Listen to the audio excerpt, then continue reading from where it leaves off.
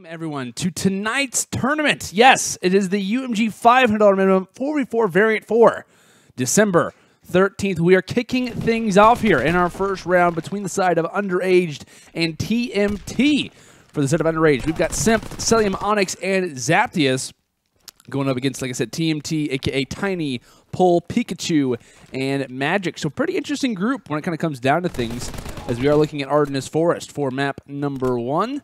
And of course, it will be on Hardpoint, the rotation for this evening, for those who may not be super familiar when it comes to Call of Duty Esports. Hardpoint for map 1, Search and Destroy for map 2, and CTF for map 3. So with that in mind, looking on here, first Hardpoint nearly almost out of the way here inside a cave as we get ready to make that rotation inside of Ruins. We'll see who can kind of get there first as the mad dash for Simp & Co. begins to make their way forward. Simp actually going to be the first one here, and honestly, with 5 seconds remaining in the first hill, you'd like to think that the early gunfights would already be taking place at the new hill, but that's not actually being the case whatsoever. It's actually a fantastic job early on from Cellium. Watching Fire Alley does get dropped, but for the most part, a fantastic rotation coming in.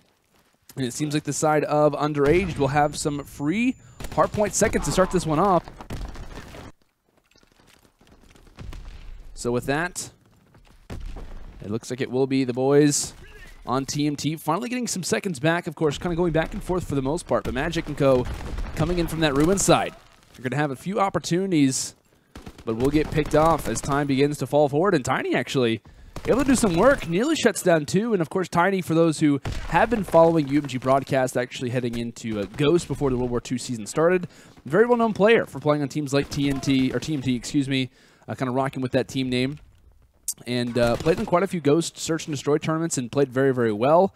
I know he scrimmed actually with Merkin Clan before they kind of finalized their roster heading into CWL Dallas, which actually one of the players on that Merkin Clan team was Magik, who unfortunately just ended up getting dropped after their poor placement at that tournament. But still kind of interesting to see 2 players kind of joining hand in hand when it comes down to this particular group for tonight. Whether it's a roster or not is the question. Not going to obviously speculate, but I will speculate because, hey, that's just the way I work.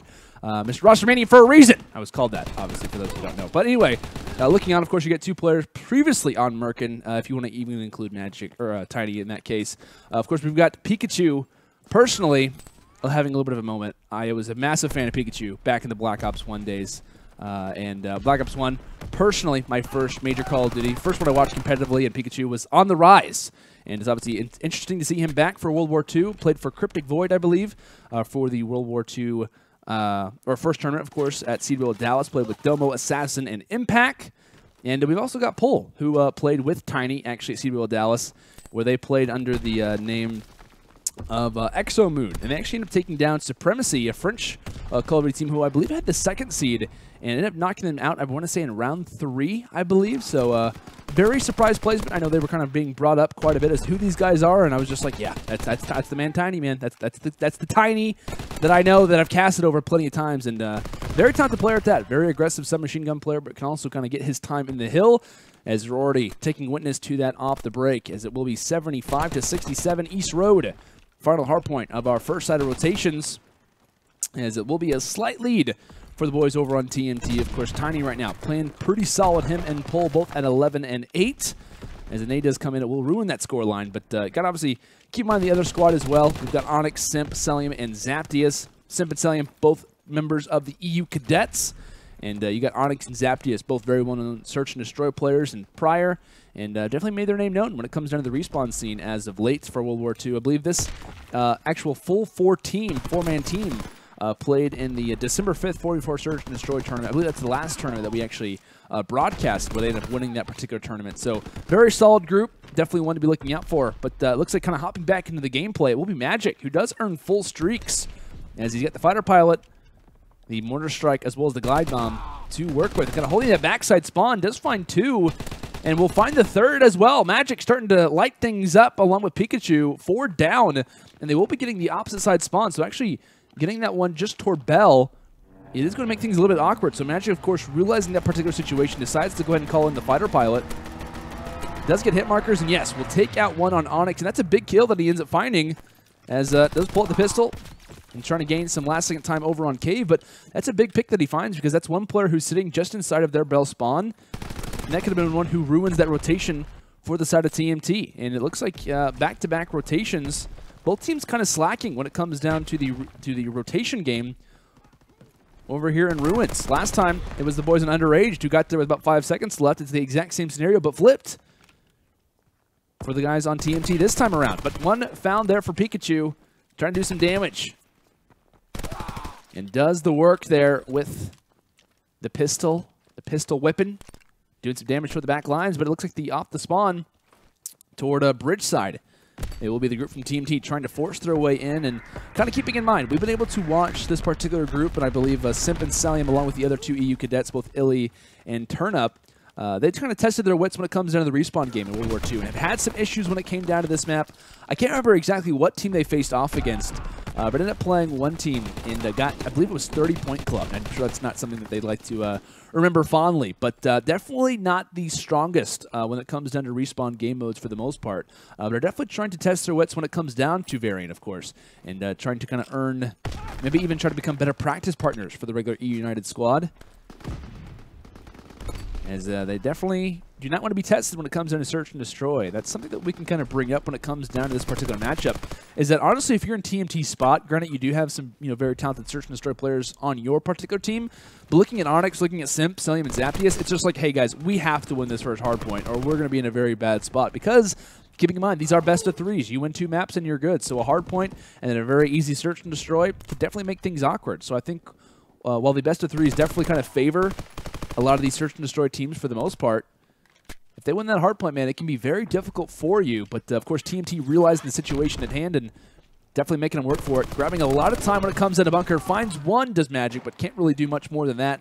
As Magik currently sitting at 21-10, while kingPull sitting at 23-14. Fantastic performances from both of these guys. Definitely the reason why the score is in such a heavy margin on the guys for TMT. But rotation coming in, and it looks like we'll see who is going to be here. Rotating back around, of course, toward East Road. It looks like Pikachu locking down some time inside of that hard point. As when it comes out of this hill, definitely need to be rocking that hunker. As it looks like Pikachu's doing it. You see a lot of the players kind of swapping over those classes from whatever it may be back toward hunker. And of course, they can kind of take the nade damage quite a bit. And I believe from both team spawns, the streaks start to come in here for Pull. When it comes to this particular hill, grenades can actually be thrown from either spawn within about 4 seconds. So just goes to show how many nades can kind of be really are going to be thrown when it comes into this particular hard point. But it looks like trying to enter in as Simp does find 2 big kills along with 1 help from Cellium, as they will be able to grab some time, but time it's not earned for much longer. Near turn on there coming in from Pikachu, but seems that for the last 13 seconds of the hill, it will be the boys on Underaged getting some much-needed seconds. And, of course, rotation coming in. I like this play. They're actually seeing from the boys on TMT. You kind of see them focusing a square or like a kind of like a pinch setup, so where once the players leave that hard point, they're going to at least get met with a gunfight in either point of view, whether it's coming through backside, whether it's coming through cabin, fire alley, whatever it may be. Just trying to limit them off of that back bridge spawn, and also for the last few seconds on that hard point. Just managed it well, and with less than 30 seconds remaining, you like to imagine that game 1 would most likely be in the book shortly, as TTinyy grabbing some free points. No one challenging him inside of the hill. Why? Because they've got a really nice setup inside a bunker. And TTiny's doing some damage also inside of the hill, so I like that kind of setup that we have from the guys over in bunker, which I believe was a pull for a while, as he actually gets team-nated there by Pikachu. Not exactly sure that happens, but we'll be kind of seeing that particular hill is that TTinyy is able to get free seconds. And, of course, he's kind of pre-aiming with the PPSH, gets the call-outs from the teammates. But since those guys are sitting inside a bunker, they're just basically making him weak. And then they're getting a ton of assists there for TTinyy, as once they enter inside of the hill, they're already one-shot. And it's basically just a one-bullet kind of case. And TTiny's able to seal the deal pretty fast. So very nice setup when it came down to that last hill. Is now looking on here. Back again inside of Ruins. Rotation 1 for the side of TMT. And Simp and Co. are definitely struggling when it comes down to these rotations, as they're constantly fighting and constantly contesting, really. Those last, when it came down to Cave, you're kind of in an awkward spot because the team is so close to already winning that if you kind of allow them to get these scrap points, you're basically kind of sealing the deal and letting them win the game. So it does make sense that the kind of late rotation comes in toward Ruins, because you're just trying to make sure the game can last for as long as it can. But for the most part, they've been pretty late when it comes to the rotations, not really anchoring correctly, not having the best setups overall. And that's something to kind of keep in mind when it comes to the future hardpoints, whether or not the side of Underaged can move on in this tournament past round number 1. But Final few seconds coming in. Looks like a big challenge coming in here for Zaptius. This could seal the deal for this hill and will at least come in with the contestation. In a big and very important gunfight, Zaptius is able to win it. So rotation coming in toward bunker. And Pikachu wins a big battle there versus Simp. And only a few more seconds needed, can kind of hop inside of the hard point. As I believe they're not going to have enough time to really contest this. But no, one player comes through Fire Alley, and looks like Cellium and Zaptius will join alongside hand in hand, just trying to weather the storm for as long as possible. And TTinyy locking down the seconds. They're going to get cut down pretty quick, as map number 1 is already in the books, 250 to 153.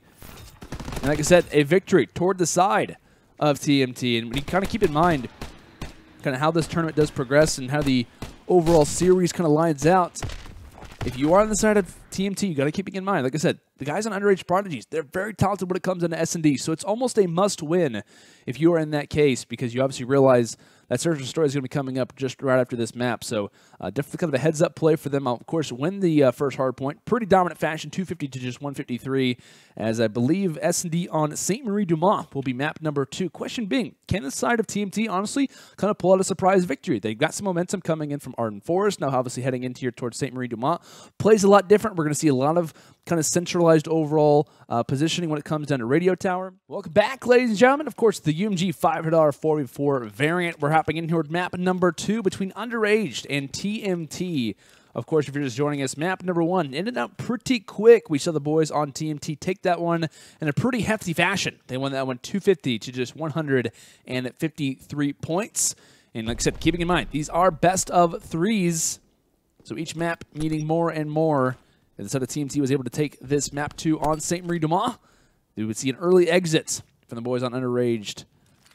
So with that in mind, of course, like I said, hopping in here toward round number 1. It is an immediate 2 versus 4. The snipe, I believe, came in often and early for Simp, as TTinyy drops just inside of bottom red, and now Pikachu left in a 1 versus 4 scenario. And already off this, the pacing of round number 1, you can already see the guys on Underaged starting to feel a lot more confident. They're challenging things. They're feeling a lot more kind of open to kind of do their overall strategies, and that's just what this kind of lineup is made for. They're made for search and destroy games. And, you know, granted, when it comes down to best of 3s, I was talking about this in map number 1.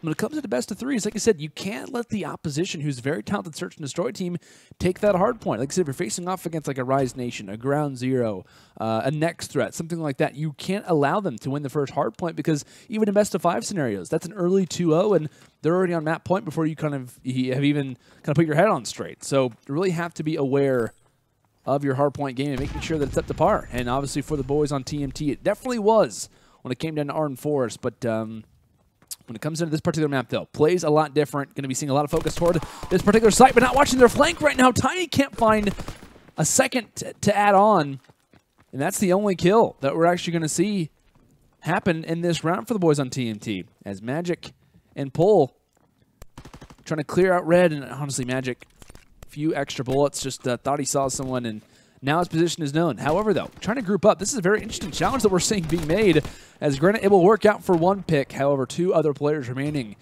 as it will not equal out their way, as it will be boys on Underaged getting back-to-back rounds, and just overall be expecting to see a number of different hits, at least from the side of Underaged Prodigies, or Underaged, excuse me, that's been their previous name, Underaged, over toward that particular bomb site. We're going to be seeing hits like that probably every single time on their offensive rounds. However, I'm curious if we see from the guys on TMT something a little bit different. Do we see them make some offside hits? Do we see them make some opposite strategies when it comes down to A throughout their entire rounds? That's something to be wary about. As the early strategy in that last round from TTinyy to go through the flank, definitely not one that's always expected, as they're have to try to pull out some interesting strats to beat this group. They're very talented when it comes down to this game mode, and now they try and hold on. As Simp finds one, Zaptius with the perfect nade. TTinyy doesn't even move. He thought he was good, but that's not the case whatsoever. Magik able to drop 2, though, equaling things out to a 2 versus 2. However, we're now 1 versus 1 pull. Can he find the one on Cellium? But no, not able to do it. A bullet difference, and with that in mind, Cellium is going to earn his 3rd streak. He's already got the fighter pilot. He's already got the glide bomb. And now he's got the mortar strike. Of course, the 150 is what he will get. All he needs 100 points, as he's going to have it. As 3 rounds in a row for the guys on Underaged, as they're making this one look pretty easy, even easier than the first hard point did for the opposite side. So with that, Cellium is yet to die. Does he pull out streaks when it comes down to this offensive round?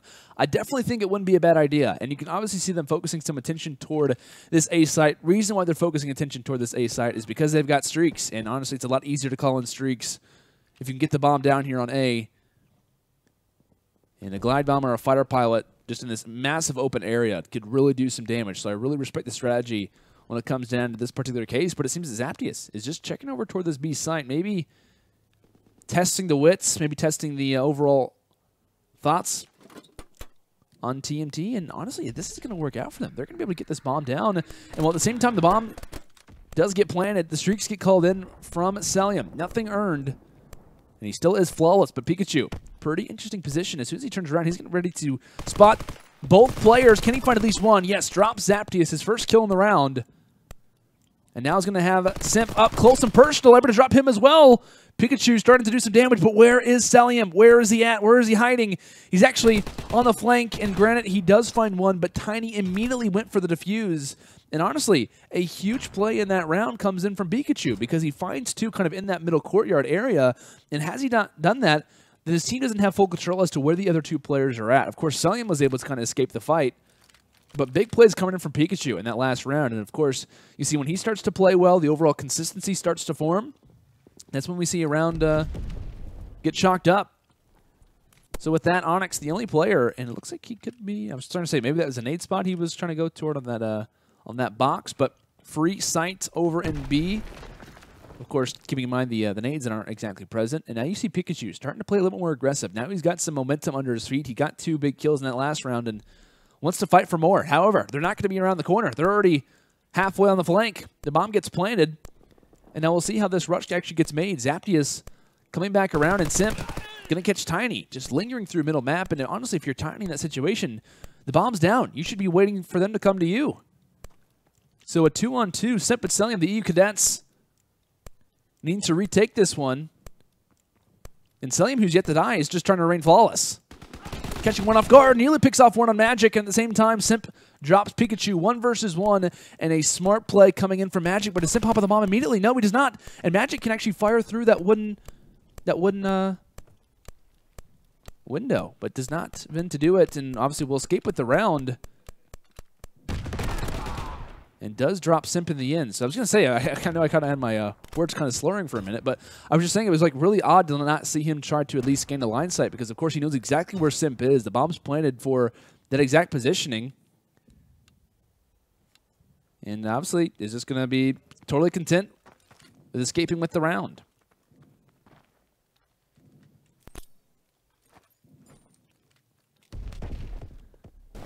And so looking on, Zaptius trying to get inside of the B-bomb site and is taking a little bit of damage. Was able to get that one down regardless. Of course, does have Hunker rocked, so is good to go. And with no one dropping as of yet, TTinyy could quickly change that. Does get some hit markers and trying to spot out one. Gets hit markers, but cannot finish off the fight. Simp finding 2, Cellium with a 3rd, and Magik with an ult to do, a 1 versus 4, and honestly is playing the smart role here. You're going to see him, obviously, in a 1 versus 4 stay alive just to make sure that his streaks do not get affected. As you can see, obviously, how close he is. 125 off a fighter pilot, 150 obviously off of that glide bomb. And a very smart play, as you actually do see him rocking quick draw. I know at CWL Dallas, it was a massive, or kind of a big strategy that we ended up seeing coming in from Team Caliber, where both Accuracy and Chino weren't rocking quick draw on their FG42s.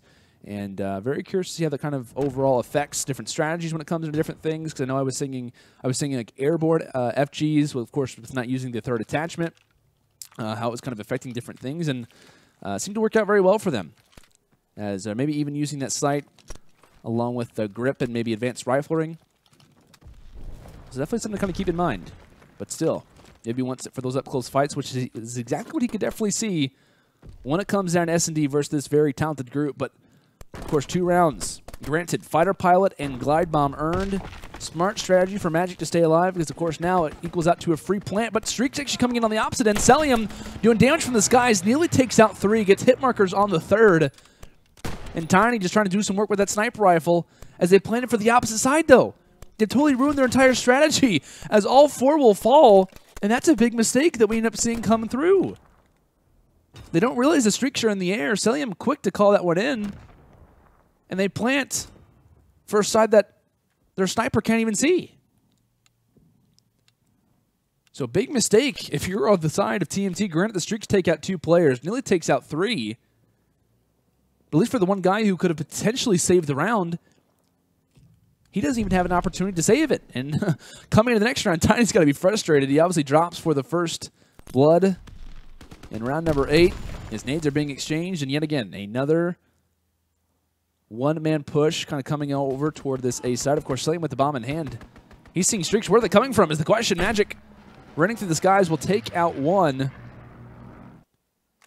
But doesn't get much more than that, as Cellium having a good position here. Going to call in the streaks, and now Pikachu could be dropped at any moment. The streaks do not affect him, though. The mortar strike not coming into play.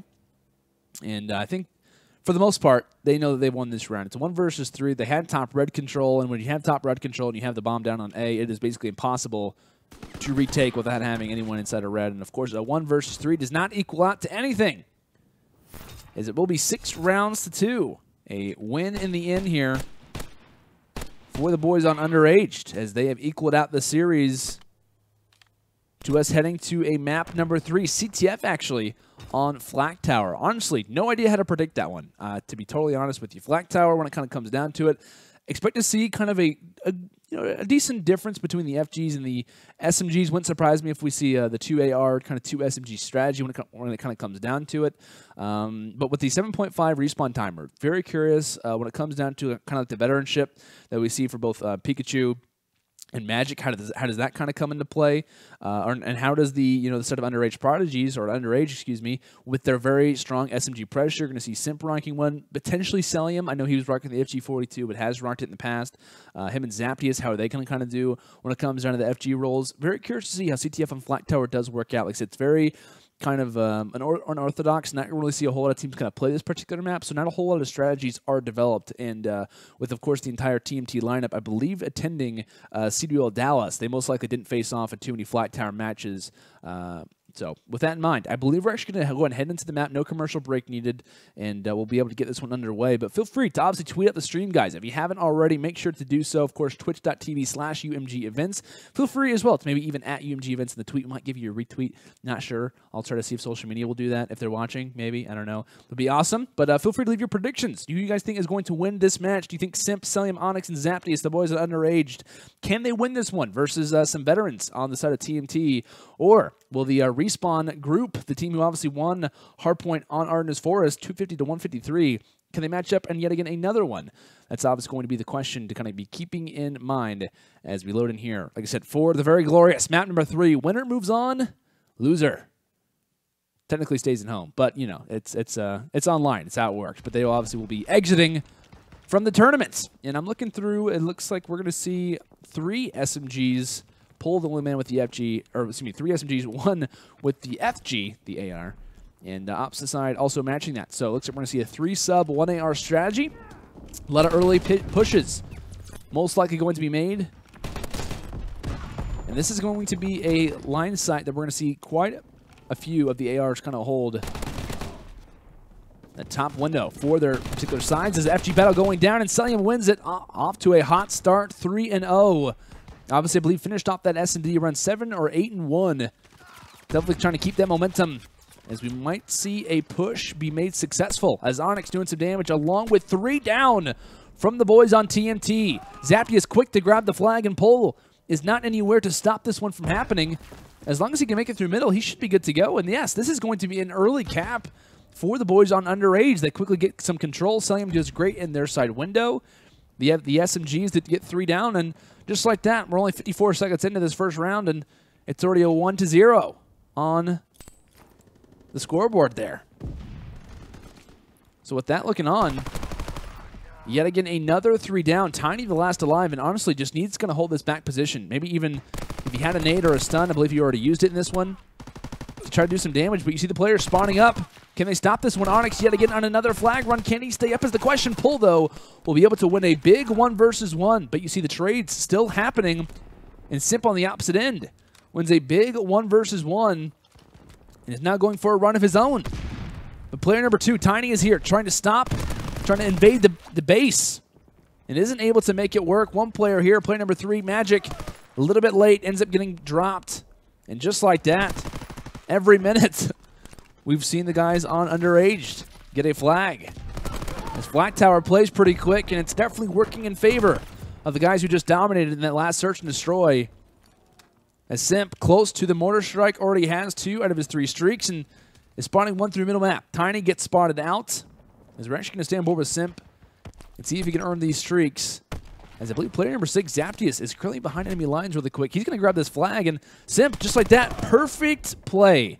We end up seeing Zaptius goes to go ahead and pull the flag. As soon as they hear that the flag is out of their base, players immediately turn around. As soon as they do that, Simp goes for the challenge, and that's just overall fantastic teamwork and just overall great awareness from Simp to realize kind of where the enemy's head is at and kind of realize that they're blinded at that point. Once they hear the flag has been ran or the flag has been grabbed, it's difficult for them to focus on anything else.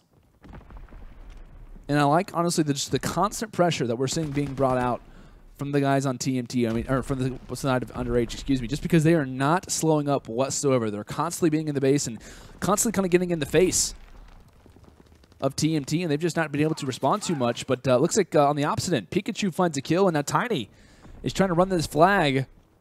Player was dropped, and TTinyy does have some teammate support here. And as long as they can get this return, and big battle going down, Onyx, flag just right around the corner. Can he win this gunfight is the thing. Does get some teammate support, and yes, will have the flag for his team. And TTinyy on the opposite end will have this one for TMT. So with that, a little bit of a stalemate when it comes in a flat tower. This one could quickly get ruled out as Pikachu tries to toss the nade. As I know at least where one player could be coming from. Pikachu, one player to make the early engagement. However, the Onyx has got a lot of teammates to work with because a lot of defense in front of him. He should be good to go, but looks like player number 4 ends up taking out 1. That's on Onyx, and yes, just like that, Pull makes a huge kill happen, goes in the flank. I apologize for not being able to catch that one just because of how fast it happened and how sneaky he was. But the big play coming in from Pull picks off 1 on the flank and obviously goes for the quick return. And TTinyy was helpfully and thankfully there, as they could be going for another flag grab. As you're not going to see a whole lot of players turn around, and granted, as soon as he grabs this one, Zaptius could pick him off, and yes, Zaptius with a quick return. There's 45 seconds left in this first half, and we already see 4 flags captured. This is just how fast Flag Tower likes to play. And Simp up in the enemy base, trying to do some damage. Does exactly that, but for those who are at home, playing pubs, just keep in mind, yes, Flag Tower plays just as quick at 44 CTF as I feel like it does on Domination or even Hardpoint. A lot of engagements going down as you see Cellium succeeding with the FG42, and that's something to kind of keep in mind as both FG players, most kills for their team. You see Pull, of course, 8 and 9, granted not the best score line, but the best for TMT, and you see Cellium 12 and 6, double positive, as no one going to be there for the grab, so no overtime needed, no extra minutes. As after the first 5 minutes, we see 3-1, but kind of going back to the talk about the FG42 play, it just goes to show you're going to have a lot of SMGs kind of running at you, not a whole lot of places to find cover.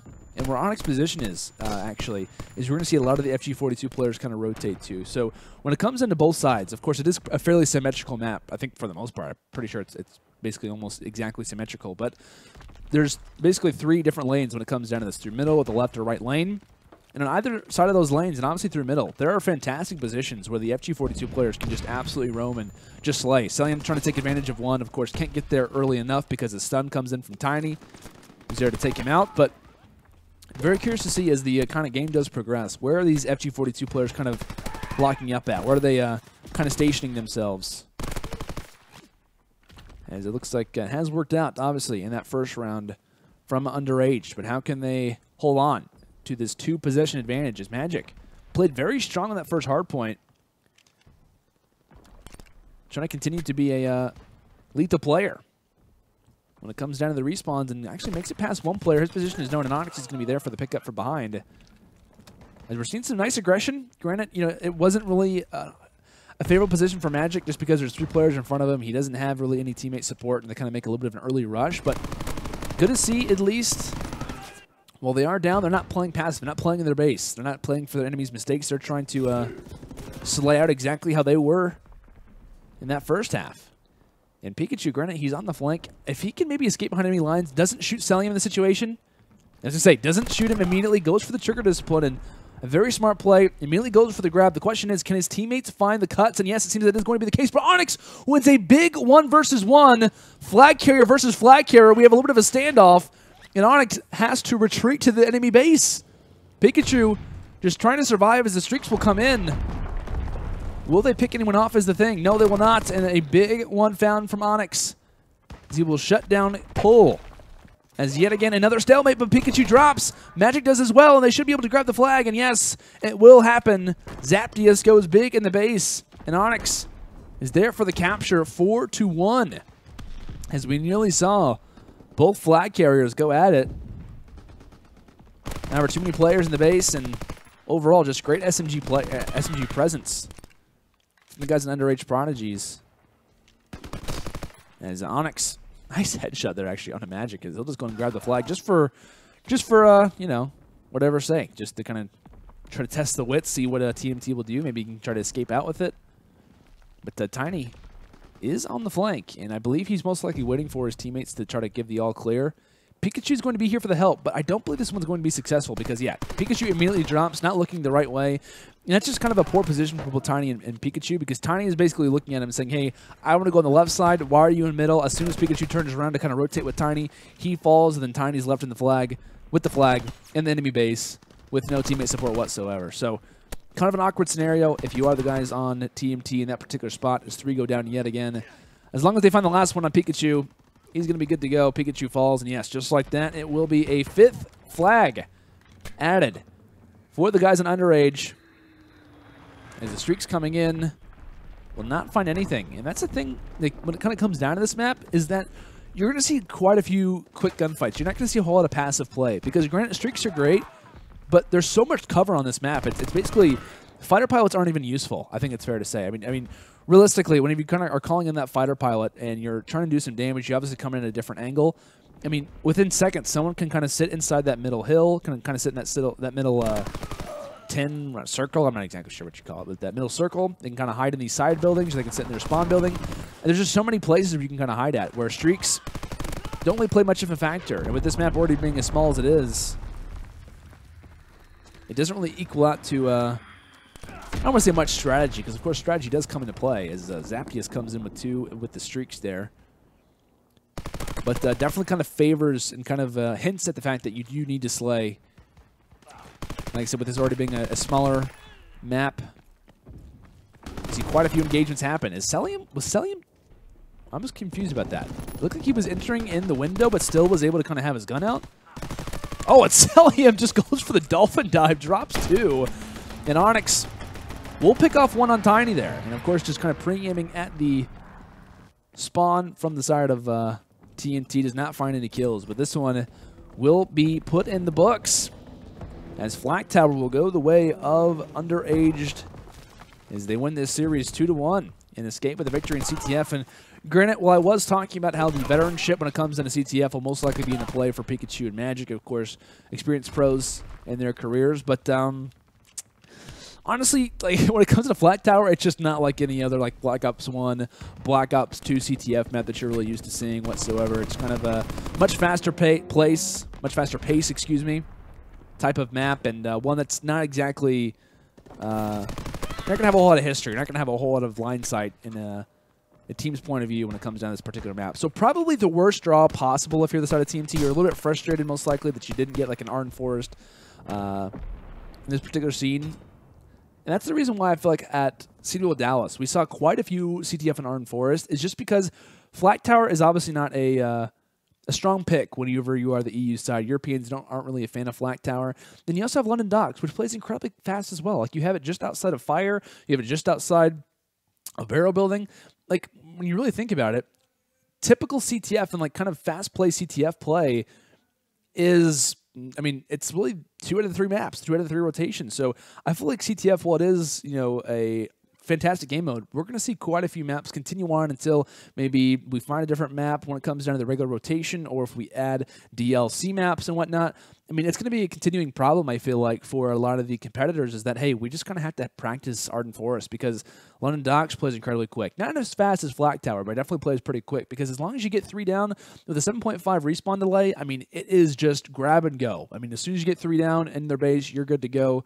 You're pretty much going to escape without a hindrance whatsoever. So, like I said, I was kind of talking about this overall series. It's really, when it comes to Flak Tower, it is just gun on gun on gun, and that obviously favors the side of Underaged Prodigies, or Underaged, excuse me, just because they're so good with the SMGs up close. We talk about Simp's play. We talk about Cellium as well with the FG42. He finishes off 22 and 15. Zaptius finishes off 20 and 14. Onyx 23 and 12. I mean, those score lines just kind of speak for themselves as far as like how the slang can kind of go, and obviously getting a lot of that momentum from map number 2. Of course, only 2 rounds earned from the side of TMT. Not a whole lot of momentum coming into a very fast-paced Flak Tower map just like that. So, well, like I said, that in the books. Unfortunately, we do wave goodbye to the side of TNT, and do congratulate the side of Underaged for making it on to the next round. Over yesterdays as I go on the 101 highway, and it's taking me back to the start.